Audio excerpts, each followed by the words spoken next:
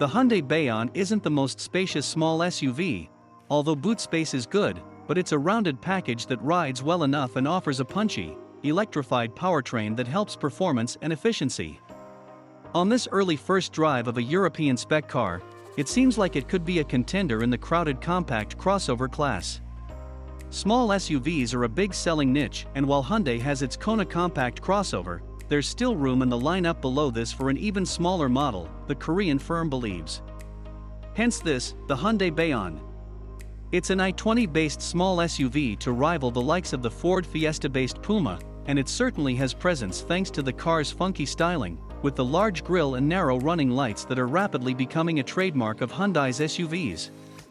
It therefore means the Bayon shares some styling cues with the larger Hyundai Tucson SUV, which is no bad thing at all.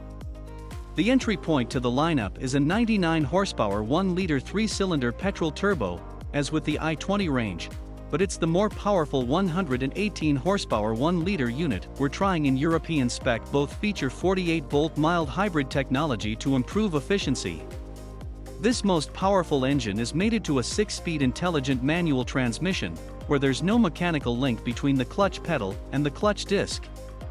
It means the engine can disengage automatically, while still in gear, and even cut out, with the mild hybrid system's small lithium-ion battery providing enough power for the electrically assisted steering and other functions. It helps reduce fuel consumption, above all else. The engine pulls smoothly, with a decent spread of torque and enough performance for a small SUV, completing the 0 to 62 miles per hour sprint in 10.4 seconds. You'd never know the clutch pedal wasn't physically linked to the gearbox, as it's still easy to pull away, and the engine cuts back in smoothly. It's similar to the i20 Super Mini in how the powertrain operates, which means it has few vices, a good spread of power delivering adequate performance, and enough refinement. The way the Bayon rides and handles is well-rounded too, offering enough comfort for a small SUV. Inside, the Bayon is not dissimilar to its Super Mini sibling either, with a digital instrument cluster and a large central infotainment display on the dash. It's 4 centimeters taller than the i20 though, so access is noticeably easier, as you'd expect, although space in the rear is a little more limited. As a result, taller adults might find it a bit cramped back there on longer journeys. However, boot space is very fair for the class, at 411 liters. All models come with either a 10.25-inch audio-visual navigation screen or 8-inch touchscreen infotainment system, depending on the trim level. Both provide wireless connection to the Android Auto and Apple CarPlay smartphone mirroring systems. Connected features include calendar integration, live parking services, natural speech recognition for voice commands, and live traffic information and navigation rerouting.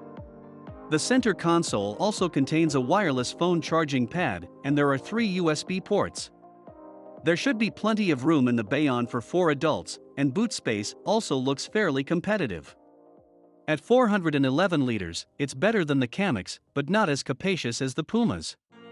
Standard safety kit is fairly comprehensive, including lane keeping assistance, and an automatic emergency braking system that can spot cyclists and pedestrians as well as cars in order to avoid a collision when the car is pulling out of a junction.